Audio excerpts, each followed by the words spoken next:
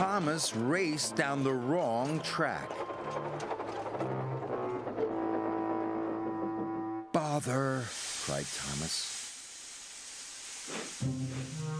Thomas had to reverse slowly and carefully back to the points. Then he had to wait while Toby went past. Toby was taking more children to the seaside. They were having a wonderful time. "Everyone gets to take the children except me," moaned Thomas. At last, the signalman changed the points. Thomas reversed back onto the track. And soon he was on his way once again.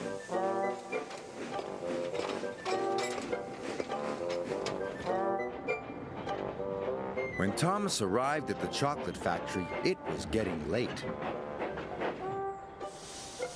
"Hurry up," cried Thomas. "If I'm quick, I might still get to take some children."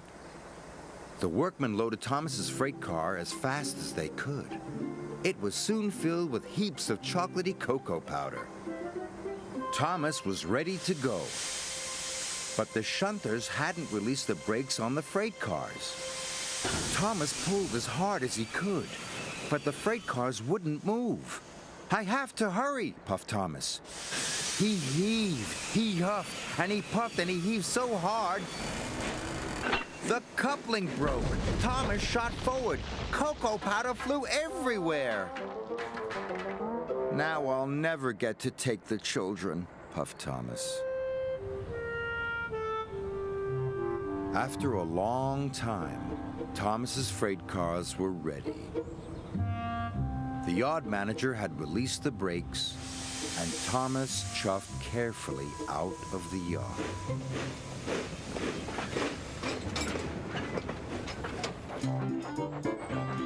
Finally, the track turned left past the old church. Thomas arrived at the ice cream factory. He thought his job was nearly done, but he was wrong. The factory manager was waiting for him. "The ice cream will soon be ready," he said. "You must take it to the seaside for me." Thomas was very disappointed. He wished he could take children to the seaside instead. He wanted to hear them cheer when they saw the sea. Thomas puffed along the coast to the seaside. "I wish I was taking the children," sighed Thomas. Percy was waiting at the seaside station, and so were lots of children.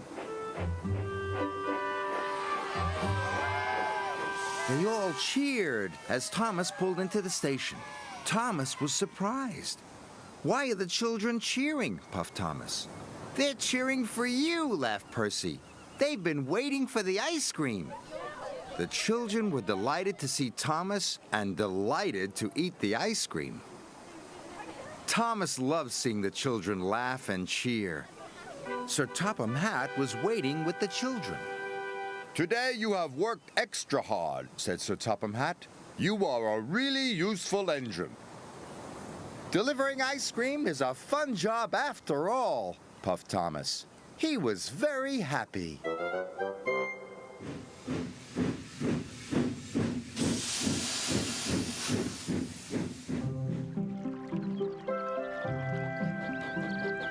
It was springtime on the island of Sodor. The sun was shining and the birds were singing. All the engines loved this time of year. Emily thought the island had never looked more beautiful. But that night, there was a big and blustery storm. High winds swept across the island. Trees were blown down. A water tower fell over. And the roof blew right off Farmer McColl's barn.